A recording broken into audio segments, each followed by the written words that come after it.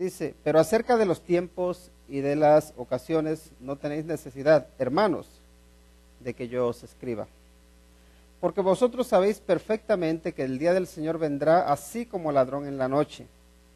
Que cuando digan paz y seguridad, entonces vendrá sobre ellos destrucción repentina, como los dolores a la mujer encinta, y no escaparán. Mas vosotros, hermanos, no estáis en tinieblas, para que aquel día os sorprenda como ladrón. Porque todos vosotros sois hijos de luz e hijos del día. No somos de la noche ni de las tinieblas. Por tanto, no durmamos como los demás, sino velemos y seamos sobrios. Pues los que duermen, de noche duermen, y los que se embriagan, de noche se embriagan. Pero nosotros, que somos del día, seamos sobrios, habiéndonos vestido con la coraza de fe y de amor, y con la esperanza de salvación como yelmo. Porque no nos ha puesto Dios para ira, sino para alcanzar salvación por medio de nuestro Señor Jesucristo, quien murió por nosotros para que ya sea que velemos o que durmamos, vivamos juntamente con Él. Por lo cual, animaos unos a otros y edificaos unos a otros, así como lo hacéis. Os rogamos, hermanos, que reconozcáis a los que trabajan entre vosotros y os presiden en el Señor y os amonestan, y que los tengáis en mucha estima y amor por causa de su obra. Tened paz entre vosotros. También os rogamos, hermanos, que amonestéis a los ociosos, que alentéis a los de poco ánimo, que sostengáis a los débiles, que seáis pacientes para con todos. Mirad que ninguno pague a otro mal por mal. Antes, seguid siempre lo bueno unos para con otros y para con todos. Vamos a orar. Padre, en el nombre de Cristo Jesús, te agradecemos por tu santa palabra y por favor, Señor, te pedimos que al meditar en ella, tu Espíritu Santo nos guíe, que sea Él nuestro Maestro. Padre, por favor, manifiéstate en cada uno de nosotros, pues te lo rogamos en el nombre que es sobre todo nombre. En el nombre de Cristo Jesús. Amén. Pues ya saben que Dios nos llama para vivir con propósito. Y creo que entre las cosas importantes que debemos tener en cuenta para vivir una vida con propósito, es importante saber cuál es tu posición en Cristo. Y también cuál debería ser tu participación en la iglesia o en su iglesia.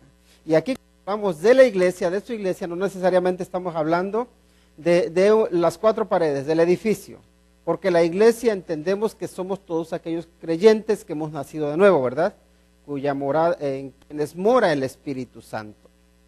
Entonces entendemos que nuestra posición en Cristo es muy importante, porque es en Él en quien tenemos seguridad, es Él quien define lo que somos, porque muchas veces nosotros definimos lo que somos en base a lo que hacemos, pero creo que la definición de quienes somos nos debe dar el Señor.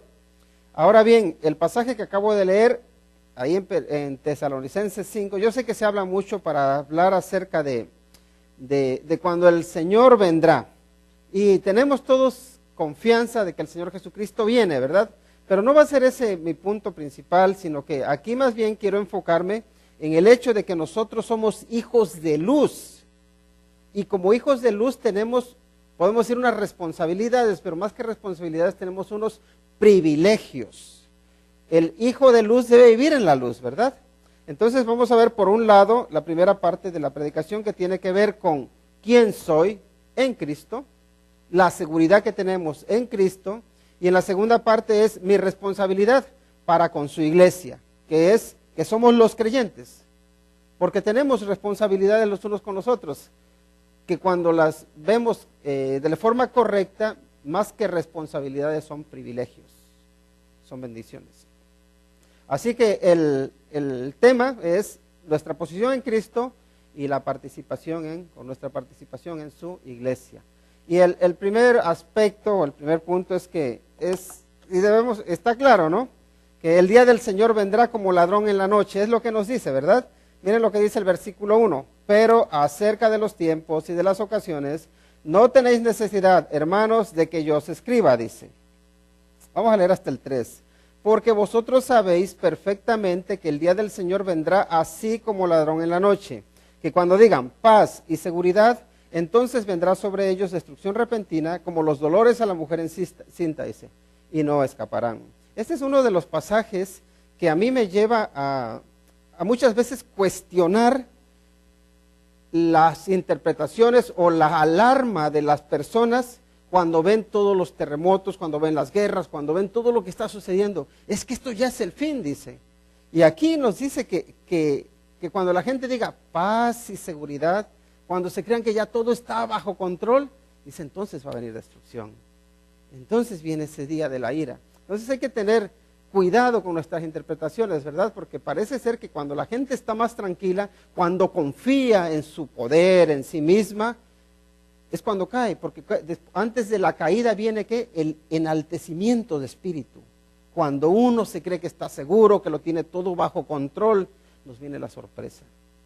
Y fíjense aquí lo que está diciendo, y el punto es este: el día del Señor vendrá como ladrón en la noche. Y a continuación dice, ¿lo sabías? Y no es porque yo esté en este caso criticando o preguntando cuánto sabes o cuánto no sabes acerca de la venida del Señor. Pero lo que sí veo es que aquí el apóstol Pablo lo que más bien da por hecho que toda la gente sabe cuándo va a ser la venida, ¿verdad? Dice, pero acerca de los tiempos y de las ocasiones no tenéis necesidad, hermanos, de que yo os escriba, dice, porque vosotros sabéis cómo perfectamente, dice, que el día del Señor vendrá, así como el ladrón en la noche. Entonces el apóstol Pablo no podemos decir que no quiere perder tiempo explicándoles cuándo va a venir el Señor. O el día del Señor, el día de su ira. Dice, porque ustedes ya lo saben perfectamente. Y por eso digo, ¿lo sabías? Que el día del Señor va a venir como ladrón en la noche. Que cuando la gente esté diciendo paz y seguridad, entonces va a venir destrucción. No es lo que se habla generalmente. La gente se alarma.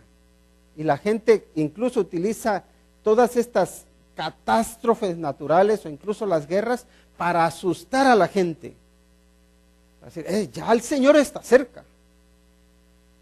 Y aquí dice, si ustedes ya saben. Por eso digo, ¿lo sabes de verdad? ¿Cuánto hemos estudiado acerca de la venida del Señor, a la venida del día del Señor? Bueno, eso nada más era como para decir, si no sé, si no lo sé, porque lo que se escucha más es lo otro, entonces quizás sea un llamado a que profundicemos en ese tema. Y debemos hacerlo, y en su momento, aquí como iglesia también lo vamos a hacer. Y bueno, el siguiente, la cosa, y está muy claro, ¿no? Cuando la destrucción vendrá cuando se diga que hay paz y seguridad. Ahí el versículo 3 nos dice eso, cuando la gente esté diciendo hay paz, hay seguridad. Y hay una de las cosas que, yo no sé, a veces me da un poco, no sé si de temor meterme a especular sobre estas cosas, pero me voy a arriesgar. Ya ven que viene o está la idea de que, bueno, la idea, si vemos a nuestro alrededor, la gente no se siente que tiene seguridad. Cuando llegamos, por ejemplo, a Estados Unidos, que viene uno de viaje, que viene uno de fuera, lo pasan por un escáner, casi le hacen rayos X, más que eso. Hasta un papelito, el más mínimo papelito que traigas, te lo detectan. Quítate los zapatos, quítate el pantalón. Y hace unos días cuando fuimos a inmigración había una señora que ya ven que pasa ese control de seguridad y la maquinita, pi, pi, pi, y la señora dice, no traigo nada. Y pi, pi, pi, entonces ya ven cómo está el guardia ya pasa y le pasa ese detector de metales y por la rodilla le hace pi, pi, pi, la rodilla. Dice, oh, tengo una rodilla de hierro, de metal.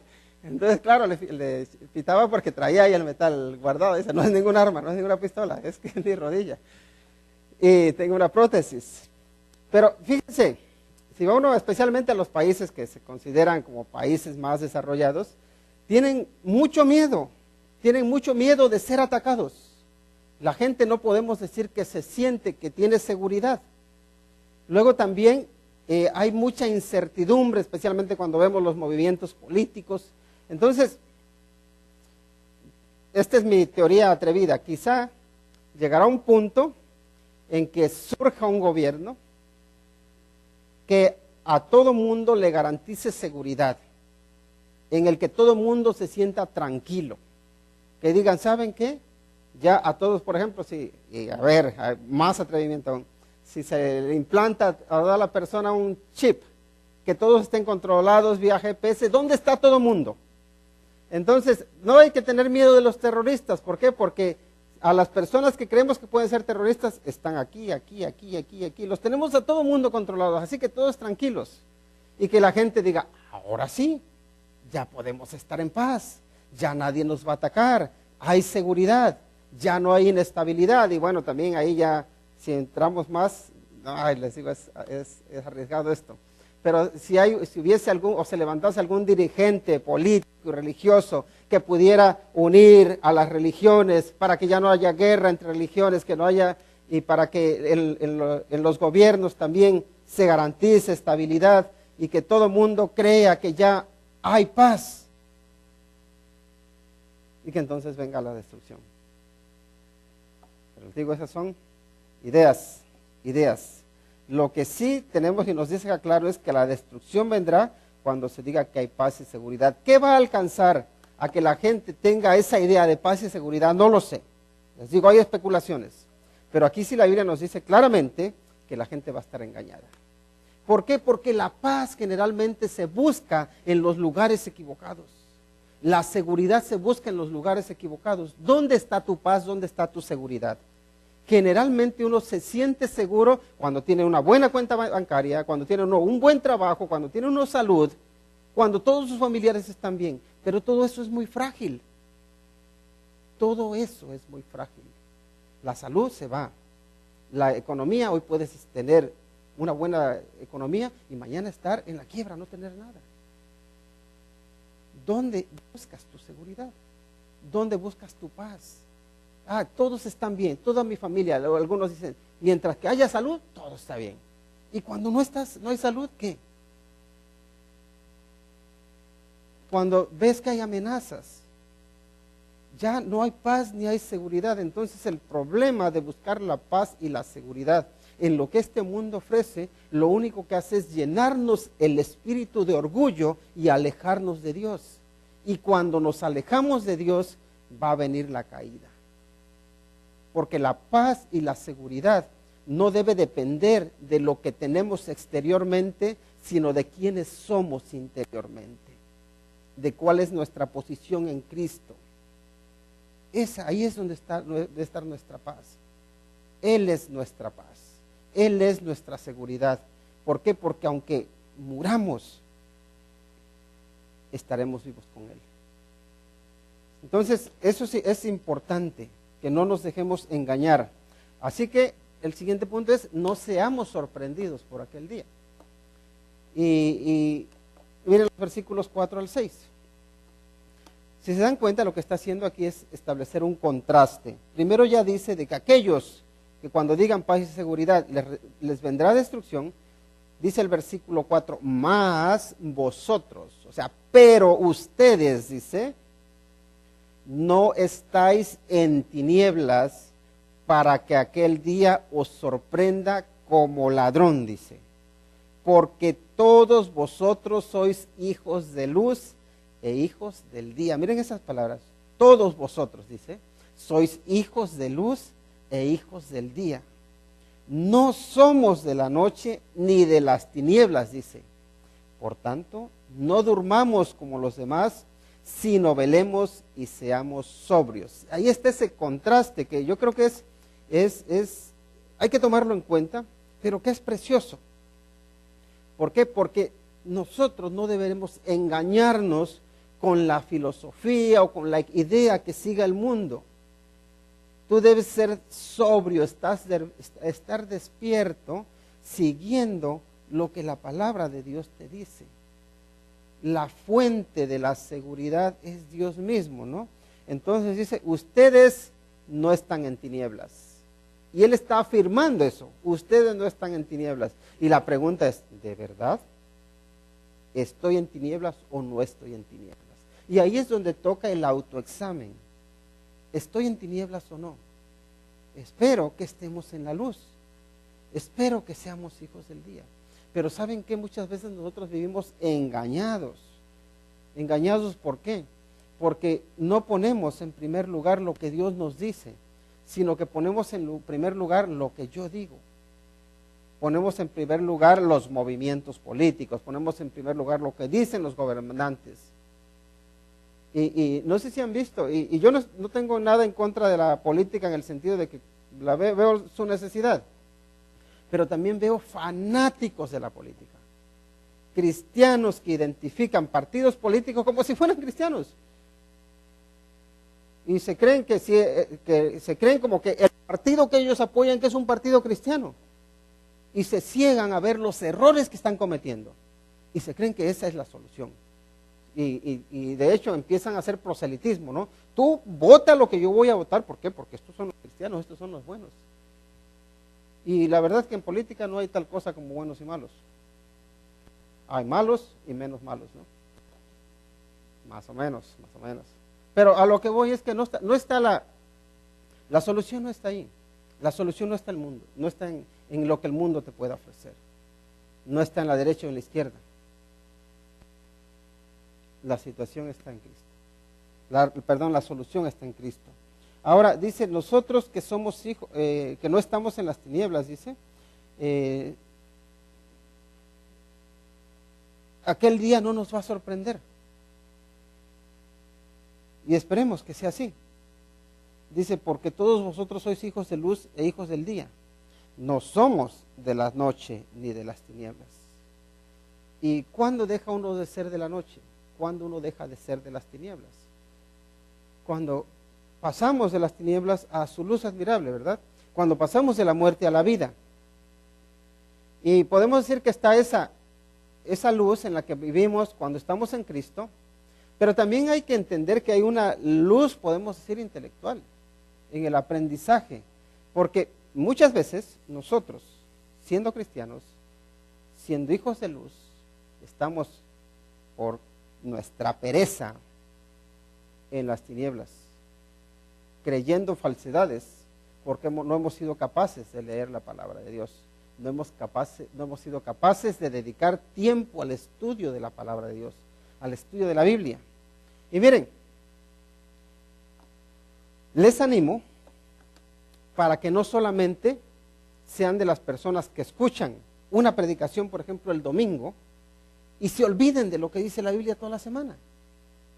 Porque a veces somos así. Nada más somos cristianos de 1 hora o 2 horas por domingo. Y el resto del tiempo, pues, bien, gracias. No nos preocupamos por ver lo que Dios ya nos ha dicho, lo que Dios ya nos ha instruido en su palabra. Y por eso andamos en tinieblas. ¿Por qué? Porque muchas veces, teniendo las promesas, no conocemos las promesas. Y escuchamos por ahí alguna locura que nos suena un poco cuerda, y allí vamos detrás de eso. Es que eso suena muy bien. Pero es porque no tenemos discernimiento. Y no tenemos discernimiento porque somos perezosos. Porque no leemos la Biblia, porque no la estudiamos, porque no tenemos hambre. Entonces, ahí es importante que no vivamos en esas, vamos a decir, tinieblas de ignorancia, sino que aprendamos lo que nos dice el Señor en su palabra. Y la invitación dice, por tanto, no durmamos, dice, como los demás, sino velemos y seamos sobrios. No durmamos como los demás, sino velemos y seamos sobrios. Y entendemos que este es un ejemplo que está utilizando, ¿verdad? No significa que vamos a estar toda la noche ahí en vela, que no vamos a dormir. No, todo el mundo tiene que dormir. Pero debemos ser sobrios. Debemos velar en el sentido de que debemos estar alertas, tener cuidado de las tentaciones, tener cuidado de las pruebas, tener cuidado del engaño. Y bueno, ya sabemos que el internet es un medio para ser engañados fácilmente. Pero también es un medio para poder uno conseguir muy buena información a bajo precio.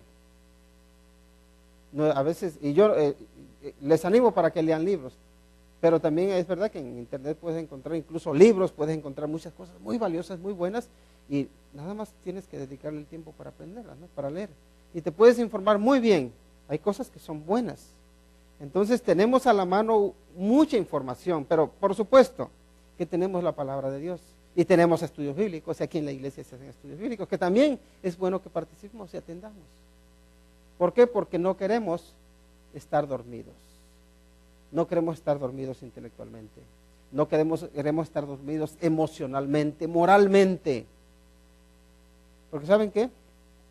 Hablaba hace poco con una persona que lleva muchos años en el evangelio y me pregunta de si es importante casarse o no. Una persona de la cual yo me esperaría que ya debería saber y tener muy claro que el matrimonio es una institución establecida por Dios, que debe ser honrosa, que es santo, y me pregunta que si es importante. Porque ha escuchado tanto lo que dice el mundo, eso es un papel y ya está. Y así pasa, a veces llevamos muchos años conociendo del evangelio y ni siquiera conocemos los fundamentos, porque no hemos dedicado tiempo a ver qué nos dice el Señor en su palabra, porque no nos hemos comprometido a estudiar. ¿Saben qué? Generalmente las personas que fluctúan más para arriba y para abajo son las personas que no dedican tiempo a estudiar la palabra de Dios. Ahora la pregunta es esta: ¿de cuáles eres tú? ¿Estás dormido o estás despierto? ¿Eres sobrio o estás ebrio? En ese sentido, ¿cómo estamos? Cuidado, no nos dejemos engañarnos. Y bueno, vamos adelante y digo, ¿cómo puedo encerrar toda la idea que nos dan los versículos 7 y 8 en una frase? Puse sobrios, despiertos y vestidos con la fe, el amor y la esperanza de la salvación. Esos son 4 puntos. De ahí ya uno podía sacar un sermón, pero dije, no voy a hacer un sermón de esta frase. Muy bien, sobrios. Ya sabemos lo que es ser sobrios. Es lo contrario de estar ebrio, estar bajo los efectos puede ser una bebida embriagante, pero también saben que a veces los problemas nos embriagan, en el sentido de que nos hacen perder la sobriedad. ¿No nos ha sucedido que cuando tenemos un problema nos vemos tan sumergidos en el problema que no somos capaces de razonar? ¿Que no somos capaces de encontrar soluciones? ¿Por qué? Porque de alguna manera estamos ebrios. Nuestra mente está medio adormecida. No encontramos soluciones, más bien ni siquiera a veces queremos las soluciones. Queremos solamente ya quedarnos ahí como que ya no hay esperanza. Entonces es importante que estemos sobrios, que estemos despiertos, que estemos alertas. Y ahí esa es la idea que nos da, que estemos alertas en cuanto a las tentaciones, a las pruebas, a los ataques que te puedan venir, a las decisiones que debemos tomar. Luego también nos dice, y vestidos, fíjense, esto me gusta, dice, vestidos con la fe, el amor y la esperanza de la salvación. Todo ser humano necesita vestirse de la fe. ¿Por qué? Porque si no tenemos fe no podemos agradar a Dios. Porque si no tenemos fe, y la fe tiene que ver con confiar, la fe también tiene que ver con fidelidad. Nuestra fidelidad, nuestra confianza en Dios debe ser patente constantemente. La necesitamos para el día a día. Un creyente necesita vivir por fe, porque también el apóstol Pablo, y bueno, desde el Antiguo Testamento nos dice que el justo por la fe vivirá, ¿verdad? El justo por la fe vivirá. ¿Cuándo? ¿Cuándo vivirá el justo por la fe? ¿Cuando se muera? ¿O es el día a día? El justo debe vivir por la fe día a día, confiando en el Señor, aun cuando vemos que la situación va mal. Todavía ahí tenemos que ejercer fe. Y luego nos dice el amor. Es necesario que nos vistamos de el amor. pero no necesariamente del amor que te hace estar emocionado siempre, que te hace sentir hasta escalofríos o cosquilleo en el estómago. ¿Entienden a lo que me refiero? Especialmente los jovencitos. Cuando ves a alguien, a uno hasta se agarran el estómago, ¿no? Porque tienen un cosquilleo. Dices, estoy enamorado, estoy enamorada. No solamente eso, no estoy hablando necesariamente de ese amor. Estoy hablando de esa actitud de hacer lo que a Dios agrada, de desear aquello que a Dios agrada.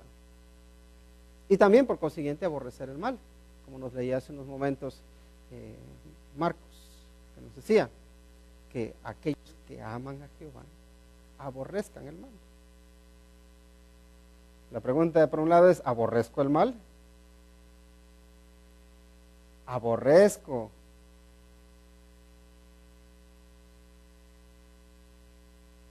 Si he tenido problemas con las drogas, aborrezco las drogas. Aborrezco la avaricia. Aborrezco la lujuria. Aborrezco lo malo. O por el contrario, me contengo porque sé que me pueden venir malas consecuencias. ¿Cuáles son mis deseos?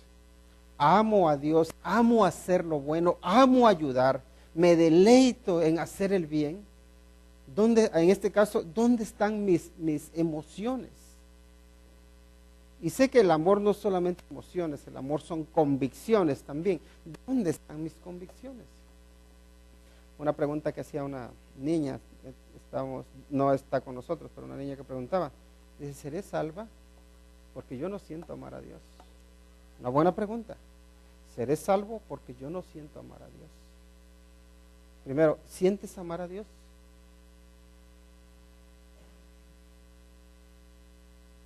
Honestamente. Si son como yo, muchas veces no lo sienten. ¿Significa con eso que he dejado de ser salvo? No. Entonces ya tengo que ver qué es el amor. El amor, y si hablamos especialmente del amor ágape, donde piensas en el bien de los demás, aunque a veces te perjudique a ti. Donde tú no estás esperando ningún beneficio, donde no estés esperando nada a cambio. El amor de Dios vemos que es hacer el bien al otro, aunque en el proceso yo sufra. Es lo que hizo el Señor Jesucristo. Por amor murió, por amor se entregó para rescatarnos a nosotros, para salvarnos, para darnos vida eterna. Vistámonos de ese amor y esperamos y confiemos en Dios y pidámosle que también las emociones vengan también, porque la verdad es mucho más bonito cuando tú haces algo que sabes que es lo correcto, pero también tienes ese anhelo por hacerlo, ese deseo de hacerlo. Pero el amor, les digo, también es esa convicción, no solamente la emoción. Ahora, nos dice que nos vistamos de ello. Y entonces el amor tiene que ver con tomar una decisión, ¿verdad? Luego también que nos vistamos de la esperanza de la salvación. La esperanza de la salvación. Y una persona sin esperanza es una persona muerta, en vida.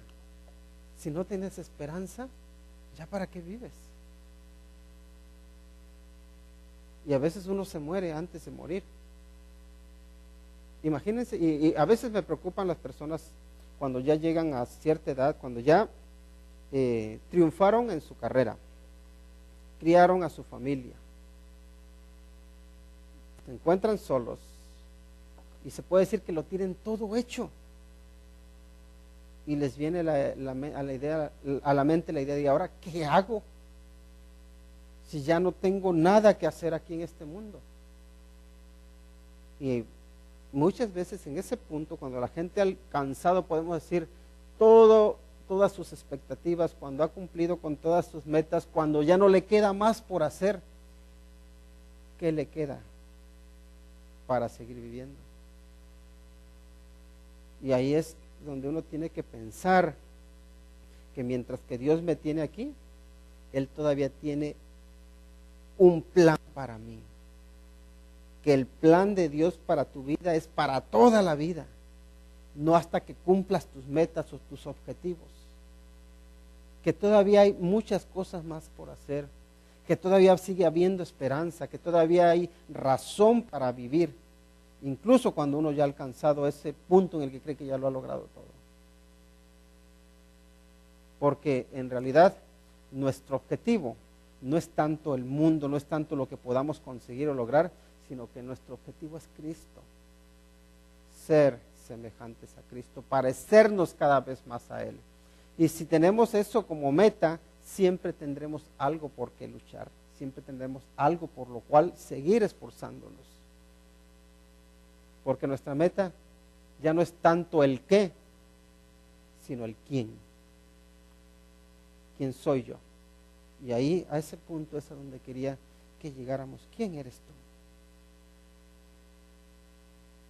¿Quién eres tú? Somos nosotros hijos de la luz, ¿verdad? Sobrios, despiertos, eso ya lo estuve poniendo. Nosotros hemos sido rescatados de la ira y posicionados para vivir junto con Cristo. Miren los versículos 9 y 10. Pero nosotros, dice, que somos del día, seamos sobrios, habiéndonos vestido con la coraza de fe y de amor, estoy leyendo el 8, y con la esperanza de la salvación como yelmo, dice, porque no nos ha puesto Dios para ira, sino para alcanzar salvación por medio de nuestro Señor Jesucristo, quien murió por nosotros para que ya sea que velemos o que durmamos, vivamos ahí juntamente con Él. Nosotros somos del día, y porque somos del día debemos ser sobrios. Pero dice que Dios en el 9 no nos ha puesto para ira, sino para alcanzar salvación por medio de nuestro Señor Jesucristo, para que vivamos con Él. Y ese vivir con Él, les digo, no empieza cuando muramos y cuando ya vayamos al cielo. El vivir con Él tiene que haber empezado ya. Debemos estar viviendo con Cristo. Porque ahora somos hijos de Dios. Porque somos hijos de la luz. Porque somos hijos del día. ¿Cuál es tu posición en Dios? Tu posición en Dios es que eres hijo. Eres un hijo de Dios. Y fíjense, generalmente cuando nos definimos, solemos definirnos por lo que hacemos. Pues, ¿tú qué eres? Pues yo soy constructor, yo soy pintor, yo soy esto. No, ¿qué eres? ¿Quién eres? Yo soy hijo de Dios porque fui rescatado, fui comprado por la sangre que el Señor Jesucristo derramó en la luz del Calvario. Soy hijo de la luz, soy hijo del día. ¿Por qué? Porque antes estaba en las tinieblas, pero ahora el Señor me puso en su luz. Soy un hijo de Dios, nacido de nuevo. Soy amado por Dios. Y yo no estoy hablando de que tengamos ese pensamiento positivo y triunfarás, no. Estoy hablando de quién eres, lo que te define. Y te define a ti quien te ha dado ser, quien te ha dado existencia, que es Dios mismo, quien te ha dado eternidad. ¿Dónde vives? En Dios, ¿en quién? En Él vivimos, en Él nos movemos, en Él existimos, con Él estamos, con Él andamos. ¿De verdad andamos con Él? Espero que sea así, porque hemos sido rescatados de la ira y hemos sido posicionados para vivir junto con Cristo, pero no necesariamente cuando muramos. Cuando muramos ya será en un sentido más pleno, porque se habrá quitado de nosotros ese pecado, esa corrupción, esa incluso muerte que hay en nuestro ser. Y entonces ya seremos transformados y estaremos con Él por siempre. Pero hoy, en el día a día, podemos experimentar el caminar con Él. Caminar con Cristo. Día a día. ¿Cómo? Por fe. Entonces, nuestra posición en Cristo es que somos salvos por Él, somos sus hijos, somos nuevas criaturas, somos nacidos de nuevo.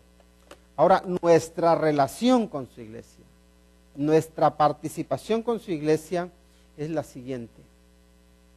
La participación de los creyentes o del cristiano en la iglesia es, debe ser, ahí está subrayado, y se los digo, animarnos y edificarnos mutuamente. Animarnos y edificarnos mutuamente. Es necesario. Tú y yo necesitamos ánimo. A veces menos, a veces más, pero todos los necesitamos. Especialmente cuando enfrentamos luchas, cuando enfrentamos dificultades. Qué bien se siente que sepas que alguien está orando por ti. Que sepas que no estás solo o que no estás sola en tus luchas. Que hay gente que se preocupa por ti, pero que también ora por ti. Que en lo que te pueda echar una mano, te va a echar una mano. Entonces, necesitamos animarnos y luego edificarnos mutuamente. Todos necesitamos edificación. Y saben que incluso a veces los niños nos dicen unas palabras que nos sirven de edificación, porque dices, wow. A veces esa espontaneidad o esas preguntas que te hacen, o los comentarios que a veces parece que son fuera de lugar, pero que te llaman la atención y dices, oh, esos teólogos tan pequeños, ¿verdad?, que nos enseñan.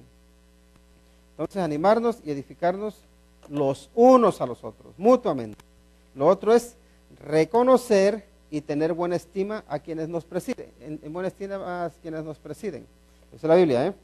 Así que también es importante que reconozcamos, ahí nos dice que a los que trabajan entre ustedes, pues reconózcanselo y ténganlos en buena estima, no los menosprecien. Porque también, a veces nosotros mismos, los cristianos, a veces a las personas que tienen responsabilidades en la iglesia, hacia los pastores, a los diáconos, a los líderes, a veces los tenemos en mala estima, a veces lo único que hacemos es criticarlos. Parece que están ahí porque quieren aparentar que parece que son más que otros, o yo no sé qué, y los criticamos, pero no, la Biblia nos dice, tenlos en buena estima, valora lo que hacen. Luego también vivir en paz con los demás, eso es importante, ¿no? Es importante que vivamos en paz con los demás. Por supuesto, con tu esposo y con tu esposa. Si no vives en paz con tu esposo y con tu esposa, empezamos mal el día. Con tus hijos, con tus hijas, con tus padres. Hay que buscar vivir en paz. Y de hecho, la bendición o la bienaventuranza viene para aquellos que son pacificadores, ¿verdad? Seamos pacificadores. Entonces, en la iglesia, yo sé que hay motivos por los cuales puede haber enfrentamientos, ¿o no?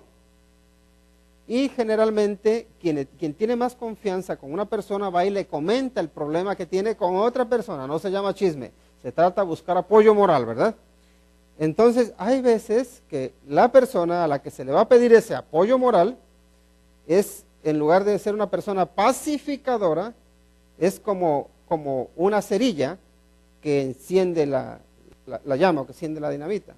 Entonces lo que hace, en lugar de animarla para que haga las paces, para buscar soluciones, dice, no, sí ya sabía yo cómo es esa persona, me extraña que apenas te hayas dado cuenta. Y empieza uno, y ya sabemos cómo va la cosa, especialmente los que tenemos experiencia, que aquí no hay ninguna, ¿verdad? No hay ninguna. Pero, ¿sí me entienden? Es necesario que seamos pacificadores, que vivamos en paz con los demás y ayudemos a que los demás ayuden también a vivir en paz, a que haya paz. Luego está lo siguiente, que tiene que ver con reprender ¿a quiénes? A los perezosos,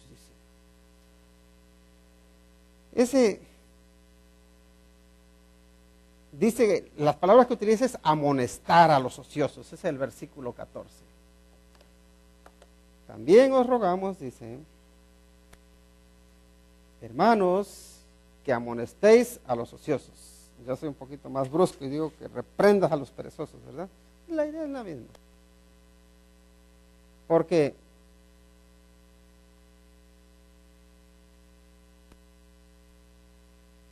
hay actitudes que merecen reprensión. Hay actitudes que lo merecen. ¿Es fácil reprender? No, no es fácil. Pero aquí nos está diciendo que hay que hacerlo. Y bueno, en el contexto familiar pues suele ser más fácil, ¿verdad? Ya fuera del hogar sé que es difícil, pero hay que, es importante esa palabra, esa reprensión, porque yo sé que nuestra sociedad está llena de el no te preocupes. O en las escuelas vemos que a los niños no hay que decirles que no se están esforzando. Y hay veces que vemos que no están haciendo literalmente nada. Y los maestros todavía dicen, oh, qué bueno es. ¿Por qué? Yo no veo nada. Enséñame en qué está haciendo. Pero como la idea es, no lo hagas sentir mal, no lo hagas sentir mal. Y hay veces que necesitamos sentirnos mal. Y si tenemos la conciencia tan cauterizada que ya nos sentimos cuando estamos haciendo mal o cuando debemos estar haciendo algo, pues entonces necesitamos que alguien nos dé un empujoncito o un empujonzote, ¿no? Y ahí está es necesaria la reprensión. No, la verdad que no gusta mucho, pero la necesitamos. Y aquí es lo que nos dice, ¿no? Que reprendamos a los perezosos, a los ociosos. Luego también hay personas que no son ociosas, pero están desanimados. Y esas personas hay que alentarlas. Como dice que alentéis a los de poco ánimo. Hay que alentarlos, a los que tienen poco ánimo, a los que están desanimados. Y cualquiera de nosotros puede ser golpeado por el desánimo. No nos creamos que nosotros siempre vamos a estar por hasta acá arriba bien animados. No, a cualquiera de nosotros nos puede venir. Y es importante que los que estemos al lado, pues si vemos que alguien está desanimado, pues alentarlo, animarlo. Y hace falta, pues a veces sí darle una palmadita en la espalda. Y luego la otra es el de sostener a los débiles. Cuando un débil se anda cayendo, sosténlo, no los dejes caer y digas, ya sabía yo que ibas a caerte. No, hay que sostenerlo, porque hay muchos débiles que necesitan sujetarlos. Y luego también nos dice ser pacientes con todos. Todos necesitamos que nos tengan paciencia, ¿verdad? Y yo no sé por qué, pero Dios tiene su propósito. Normalmente cuando en la pareja, en el matrimonio, suelen ser como lo opuesto, ¿verdad? Casi siempre. Si el marido es muy activo y no para, la mujer es tranquila. Y si la mujer es activa y no para, ya todo quiere buscar soluciones, el marido es tranquilo, tranquilísimo. Entonces, ¿qué pasa? A veces uno se consume de paciencia. Y el apóstol Pablo dice, sed pacientes para con todos. Porque normalmente yo voy a pensar que, Señor, dame paciencia, antes de que le arranque un poco las plumas, ¿no? Pero pido yo al Señor que me dé paciencia para los otros. Lo que no sé es la paciencia que tienen que pedir al Señor para soportarme a mí. Porque claro, el carácter ideal y correcto es el que tengo yo. El carácter que tienen los demás, la paciencia que me tiene que dar el Señor para soportarlos, ¿no? Pero esa es la actitud de todos nosotros. A mí el Señor, si el Señor hubiese hecho a todo mundo como me hizo a mí, este mundo sería perfecto. Pero eso lo pensamos todos. Y en realidad no sería perfecto, sería un caos. Por eso el Señor lo hizo como lo hizo y nos hizo como nos hizo. Ahora ahí el apóstol Pablo dice, tenle paciencia. Porque es necesaria la paciencia. Porque hay hijos que a veces ya te ponen así. Tenle paciencia. Pero también hay papás que te ponen así. Tenle paciencia. Y eso nos dice que tengamos paciencia para con todos. Cuando llevas un año hablando sobre el mismo tema en la predicación y parece que nadie lo entiende, llega alguien de fuera y habla del mismo tema y dice, ¡ah! Señor, da paciencia porque no me entienden. Y digo, wow, todos necesitamos paciencia. Cuidar que nadie pague mal por mal. Esto es importante. Porque fíjense lo que está diciendo, que alentéis a los de poco, que sostengáis a los débiles, que seáis pacientes para con todos. Luego dice, mirad que ninguno pague a otro mal por mal. Fíjense lo que está diciendo, mirad que ninguno pague a otro mal por mal. Primero podríamos decir, sí, yo no le tengo que pagar con mal a nadie, porque tengo cuidado, ¿no? ¿Qué significa eso cuando dice, mirad? Dice, tengan cuidado de que nadie pague mal por mal. Entonces, el compromiso es, si alguien me hace mal, no le voy a pagar con la misma moneda. Porque pagar con la misma moneda podemos decir que es de humanos, ¿verdad? Pero pagar bien por mal, eso es divino. Ahora bien, no solamente nos dice que tú te cuides de no pagar mal por mal, sino que cuides que nadie pague a otro mal por mal.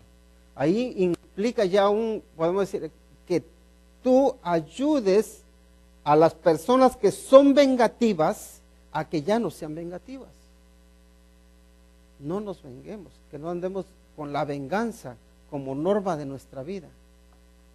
¿Por qué? Porque ese es el trato que debemos tener con los hermanos de la iglesia. Y sabemos quiénes son rencillosos, ¿verdad? Sabemos quiénes son chismosos, sabemos quiénes son vengativos, quiénes se enojan fácilmente. Pues de alguna manera debemos pedirle al Señor sabiduría para ayudarles. Y luego el último punto es seguir lo bueno, dice, para ti, ya lo sé, pero también para los otros.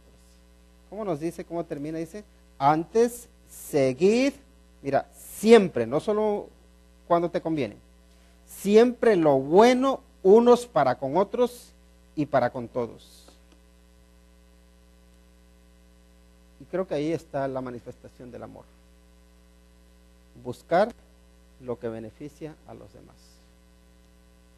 ¿Amas a alguien? Si amas a alguien, busca su bien. Si dices que amas a alguien, pero no le buscas el bien, no lo amas. Dios nos ama. Y de una manera, y de otra, busca nuestro bien. Incluso cuando nosotros lo despreciamos, incluso cuando nosotros lo rechazamos, cuando no lo tenemos en cuenta, Él sigue buscando nuestro bien. Es una tarea ardua, una tarea de todos los días, y por eso nos dice, seguid siempre lo bueno. Siempre, es un compromiso constante. Sigue lo bueno siempre, aquí en la iglesia, ahí en tu trabajo, ahí con tu familia, ahí en la escuela, donde estés, sigue lo bueno siempre.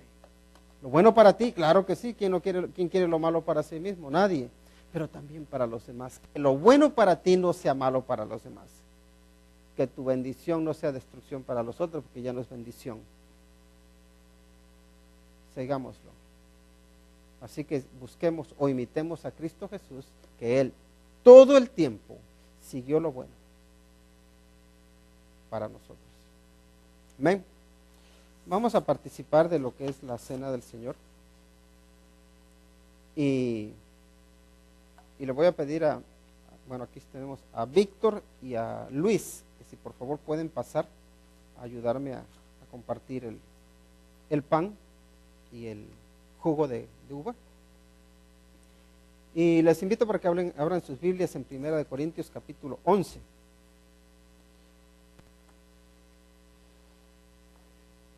Y ahí encontramos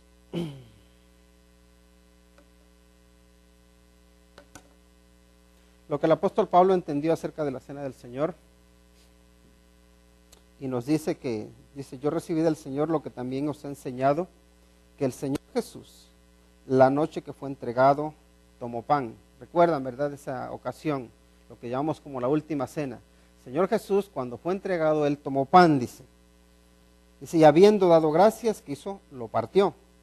Y luego dijo, tomad, comed, esto es mi cuerpo que por vosotros es partido.